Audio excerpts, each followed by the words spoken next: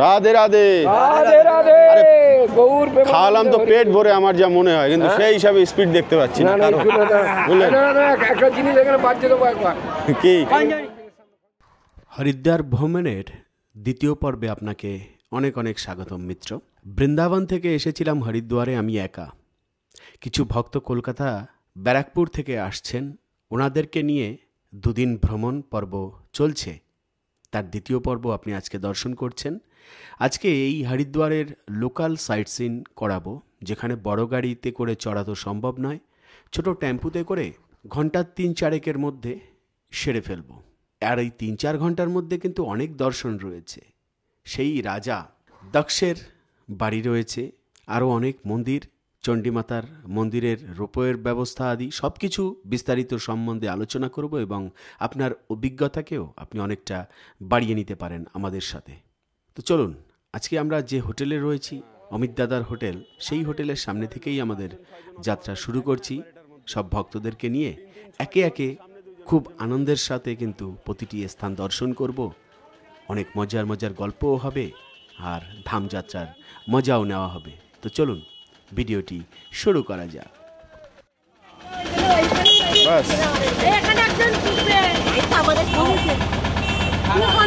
আমি সামনে যাই।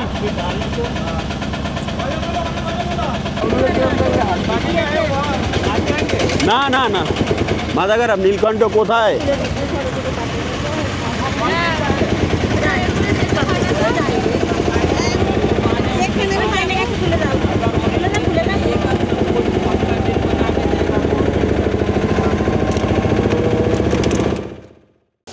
জয় মাতা পার্বতী, জয় ভাম ভোলে। মিত্র, আজকে আবার নিয়ে এসেছি সেই বাড়ি দর্শন করাবার জন্য, যে বাড়িতে আমাদের সতী মাতা বড় হয়েছেন। হ্যাঁ, পার্বতীর আর এক নাম সতী, যার বর ছিলেন ভোলেনাথ, তাই না? তো ওনার বাড়িতে চলে এসেছি, ভোলেনাথের শ্বশুর বাড়িতে মিত্র। আবার নিয়ে এসেছি আপনাকে বেড়ানোর জন্য। তো চলুন, এই হরিদ্বারে অবস্থিত কনখল এবং কনখলের ভোলেনাথের শ্বশুরবাড়ি ঘুরে ঘুরে দর্শন করি আজকে এই ভিডিওটির মাধ্যমে। ধাম সেবাক উত্তম চ্যানেলে মিত্র আপনাকে অনেক অনেক স্বাগতম। এ হলো শিবজির শ্বশুরবাড়িতে প্রবেশ করার দ্বার। বর্তমানে কলিযুগে যে অবস্থাটি আছে, কেন কি দক্ষ রাজার বাড়ি ছোট একটু নয়, অনেক বিশাল বড় ছিল সে সময়। তো বর্তমানে কলিযুগে এ হলো পরিবেশ। খুব সুন্দর মন্দির এবং খুব সুন্দর আঙিনা। অবস্থিত কোথায় মন্দিরটি মিত্র জানেন? সেটি হলো একদম গঙ্গার তটে। হ্যাঁ মিত্র, এখানে কিন্তু রয়েছে সেই স্থান যেখানে আমাদের মাতা সতী দেহ ত্যাগ করেছিলেন। হ্যাঁ, স্বামীর নিন্দা কখনোই শুনতে পারেননি, উনি শুনতে রাজি ছিলেন না। তো এবারের প্রশ্ন হলো মিত্র, মাতা সতী নিজের দেহকে পোড়ালেন কেন? হ্যাঁ, সে অনেক বড় লম্বা কথা, তাই না? মাতা সতী কেন দাহ করেছিলেন নিজের শরীরকে? মাতা সতী মানে পার্বতী দেবী, পার্বতীর আরেক নাম সতী। দক্ষ রাজার ঘরে যখন এসেছিলেন, হিমালয়ের কন্যা এসেছেন পরে, আগে হলো দক্ষ রাজার ঘরে। তো উনি নিজের শরীরকে কেন জ্বালিয়েছিলেন জানা আছে?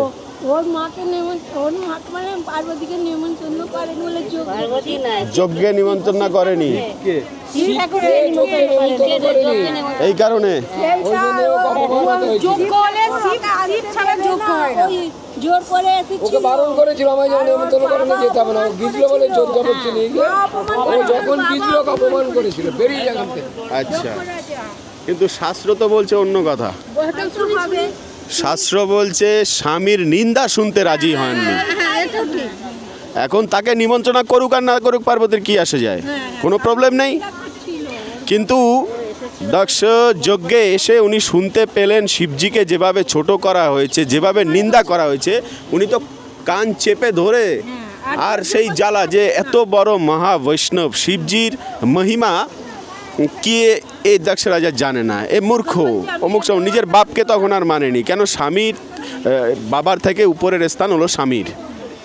তো তখনই বলছে স্বামীর নিন্দা, বৈষ্ণব নিন্দা শোনার থেকে এ দেহ জ্বালিয়ে দেওয়া অনেক শ্রেয়।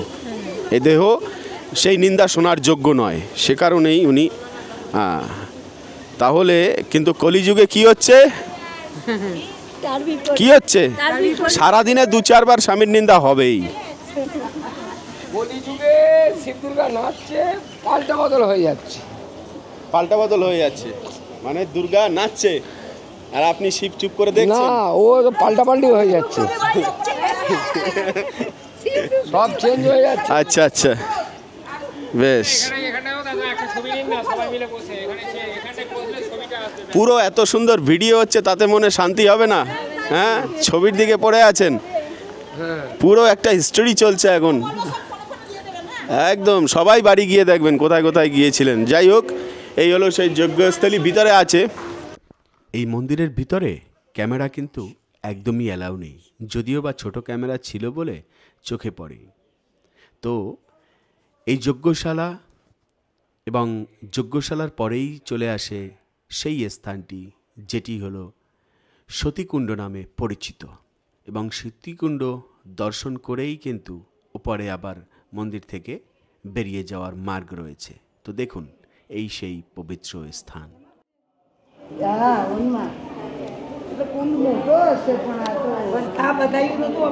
আমরা অনেক ভাগ্যশালী যে সব পবিত্র স্থানগুলো আজও পর্যন্ত আমাদের দর্শনের জন্য মাতা সতী কিংবা ভোলেনাথ রেখে গিয়েছেন। অল্প সময়ের মধ্যেই ভোলেনাথের মাথায় জল ঢেলে সব ভক্তদেরকে বাইরের দিকে এগিয়ে আসতে হয়। সামনেও রয়েছে ভোলানাথের বিগ্রহ। এরপরে আমরা সবাই মিলে চলতে থাকলাম গঙ্গার তটের দিকে যাওয়ার জন্য। গঙ্গার ঘাট অপূর্ব সুন্দর। কঙ্কালের এই যে ঘাট ভক্তদের প্রাণ কেড়ে নেয়, মন কেড়ে নেয়, এত সুন্দর গঙ্গার তীর। আর এই গঙ্গার তটেও ভোলেনাথজি আমাদের দর্শন দেওয়ার জন্য বসে রয়েছেন। দেখুন, কত কম কষ্টেই ভোলেনাথকে প্রসন্ন করা যায়। কত সুন্দর গঙ্গা মায়ের জলের ধারা ঘটি বোঝাই করে তুলুন আর ভোলেনাথের মাথায় ঢালুন, তাতেই উনি প্রসন্ন। শিবের শ্বশুর বাড়ির ঘাট এটা, শিবের শ্বশুর বাড়ির ঘাট,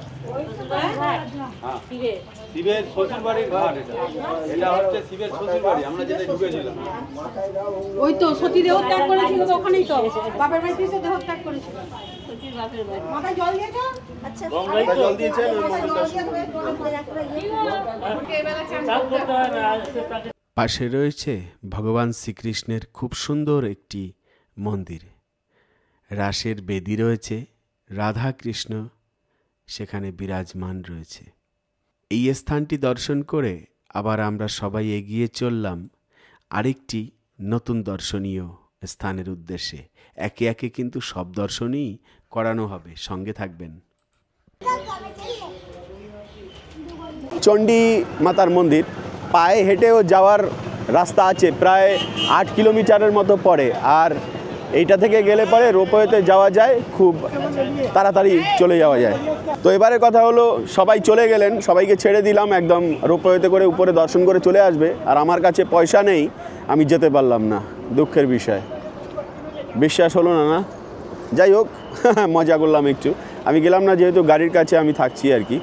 আর এর আগে তো নিশ্চয়ই দর্শন করিয়েছি চণ্ডী দেবীর মন্দির, ওই জন্য এবারে আর দর্শন করাচ্ছি না, এখান থেকেই আমরা ঘুরে যাচ্ছি। এখানেই বাজে এখন 2:45, তাহলে চিন্তা করুন এবার কতটা সময় কি লাগায়, এটা হলো দেখার বিষয়।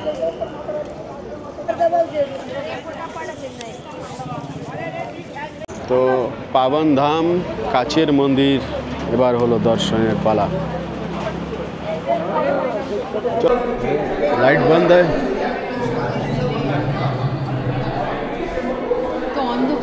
অন্ধকার, লাইট বন্ধ করে দিন, নয়তো আরো সুন্দর চমকাতো, আরো সুন্দর চমকাতো লাইট বন্ধ না হলে।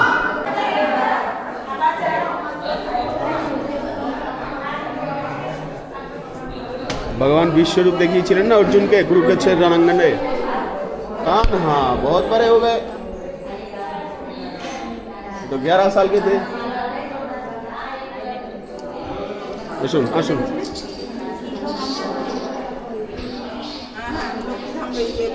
ওই তো আমরা ডাবল ডাবল দেখা যাচ্ছে। হ্যাঁ সেটাই তো, ডাবল ডাবল দেখা যাচ্ছে। হায় ভগবান, চলুন। আসুন আসুন আসুন, জয় ভাম্বোলি, জয় ভোলেনাথ মহাকাল রুদ্র তাণ্ডব। হ্যাঁ, রুদ্র রূপ দেখুন ভোলেনাথের।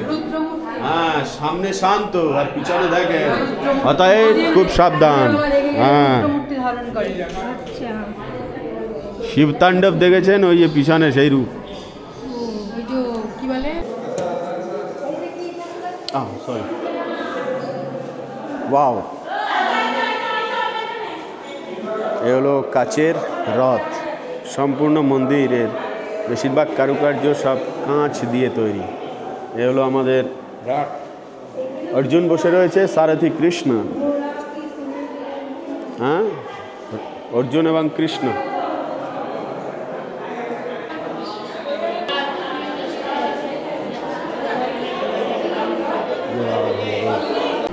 তো এবারে আমরা দর্শন করছি পাবন ধাম কাচের মন্দির। এই হলো মন্দিরের ভিতরের পরিবেশ, দেখুন ঝকমক ঝকমক করছে একদম।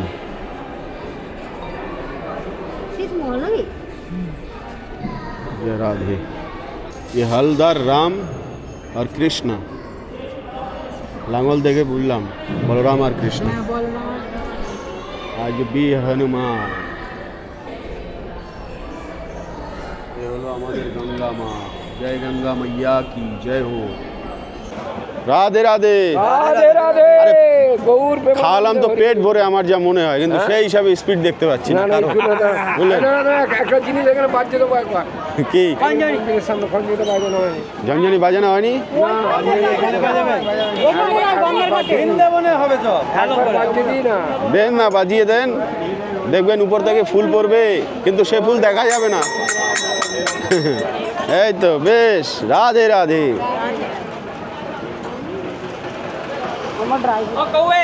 কৌয়ে কাকাবাবুকে বলি আমার ফোনে পাঠা দে, আমার ছেলেটাকে মাথা খারাপ করে দেবে। এই ও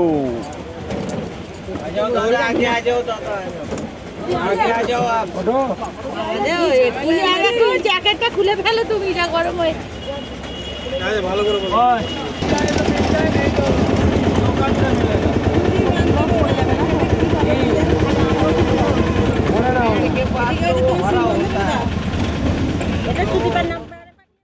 হরিদ্বারের আরেকটি আকর্ষণ, সেটি হলো ইন্ডিয়া টেম্পল নামে পরিচিত একটি মন্দির রয়েছে। আসুন সেই মন্দির দর্শন করিয়ে দিন। হরিদ্বারে আসলে এক দুদিনে হয় না, এসব মন্দির দর্শন করতে পারে 3-4 দিন সময় লাগে। বিশেষ করে রোপওয়ে মন্দিরগুলো যে আছে, রোপওয়েতে করে উঠতে হয়, সেগুলো তো গেলে 3-4 ঘন্টার সময় এমনিতেই বেরিয়ে যায়। তো এলো সামনের দর্শন মন্দিরে, নৃসিংহদেবের এবং গরুদেব, ব্রহ্মা আদি সবাই রয়েছে। এখানে টিকিট লাগে 5 টাকা করে। বাহ, ঢুকতেই ये अलाउड नहीं है अगर में 10 रुपया टिकट बनवाना पड़ेगा, अगर वीडियो बनेगा फोटो। হ্যাঁ, 10 টাকা দিয়ে দেंगे क्या? আসলেই কিন্তু ভিতরটা দর্শনের অনেক কিছু আছে। দেখুন, লক্ষণকে বান মেরেছিলেন, তারপরে হনুমানজি গিয়েছিলেন সেই জড়িবুটি আনার জন্য। উপরে দেখুন হনুমানজি এখনো পর্যন্ত নড়াচড়া করছে। বাকি সহি है না? রাধে রাধে। হ্যাঁ, জয় হো। वाह, चरणामृत ले लो, वाह, हर हर गंगे। এই দেখেন গোপালের মুখে কিন্তু মাখন লেগে রয়েছে। ফটোগুলো আমাদের পাঠিয়ে দেবে না পরে, একদম নাম্বারটা দিয়ে দেবা। আপনি ঝাঁকিয়া দর্শন ইধার সে করে, বাদ বাকি এদিকে ছবি আছে সব। এদিকে কি হিন্দি বাংলা এটা। আচ্ছা, এই ক্যামেরার জন্য এমনি টিকিট কত করে নিল? 5 টাকা? জানি না। কেন আমার ক্যামেরার জন্য হ্যাঁ, আলাদা লেগেছে না পয়সা? ইন্ডিয়া টেম্পল নামে পরিচিত, ইন্ডিয়া টেম্পল। হ্যাঁ, এটা কি এটা কি এটা কি এটা এটা কি তো আমি নিজেও জানি না। গরু এসে প্রত্যেকদিন দুধ দিয়ে পান করা। এ হলো তিরুপতি বালাজির ভগবান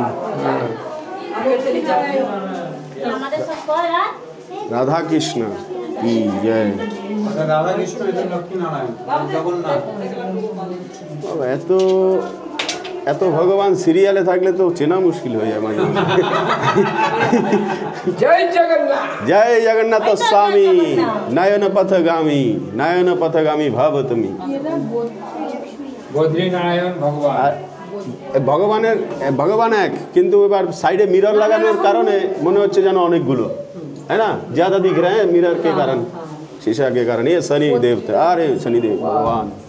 দ্বারকাধীশ তিরুপতি বালাজির মতো লাগলো না অনেকটা? তিরুপতিতে গিয়েছিলেন? জাননি না?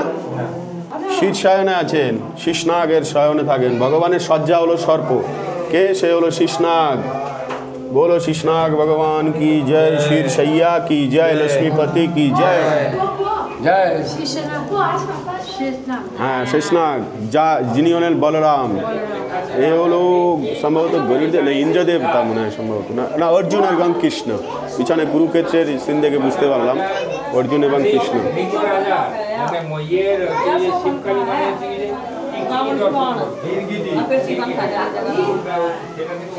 গিরগিটি রূপে ছিল, ও অভিশাপে গিরগিটি হয়ে গেছিল। ও এটা দ্বারিকা লীলায়, আচ্ছা খুব সুন্দর লীলা ফুটিয়েছে। হ্যাঁ এটা পড়েছি, দ্বারিকা লীলায় এটা হয়েছিল। শিবকালী এ অনেক বড় দানি ছিল উনি, এই রাজা।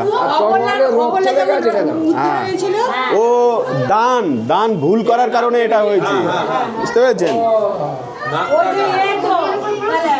এ শূর্পণখার নাকের ভিতরে এত বড় ফুটো। হ্যাঁ শূর্পণখা।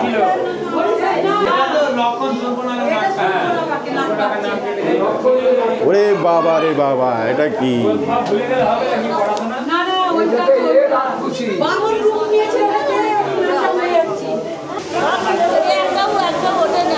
একটা ওঠেনি? এ ভগবান, এ কি? তাহলে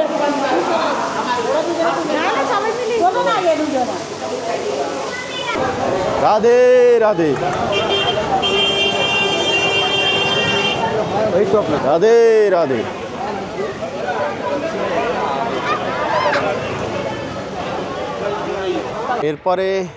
এরপরে যেটি দর্শনীয় হরিদ্বারে সেটা হলো রাম মন্দির। এই যে দেখতে পাচ্ছেন অনেক বড় মন্দির। তো আমি ভিতরে প্রবেশ করলাম না, ভক্তদের ঢুকিয়ে দিলাম। আর এই হলো হরিদ্বারে গঙ্গার তটেই বেশিরভাগ সব মন্দির রয়েছে। এটাই হলো পার্কিংয়ের ব্যবস্থা। তো আজকে মিত্র এই ভয়ঙ্কর অসুরের মুখের মধ্যে প্রবেশ করতে যাচ্ছি। তো চলুন দেখা যাক কি আছে এই অসুরের মুখের মধ্যে।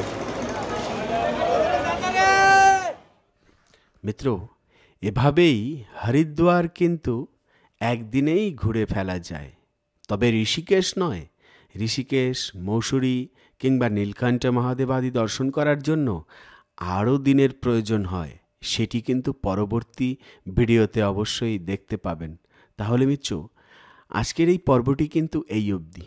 পরবর্তী ভিডিওতে আবার আপনার সাথে দেখা হচ্ছে, কথা হচ্ছে। সে অবধি ভালো থাকবেন, সুস্থ থাকবেন। জয় ভাম ভোলে, জয় মাতা পার্বতী, গঙ্গায় নমঃ।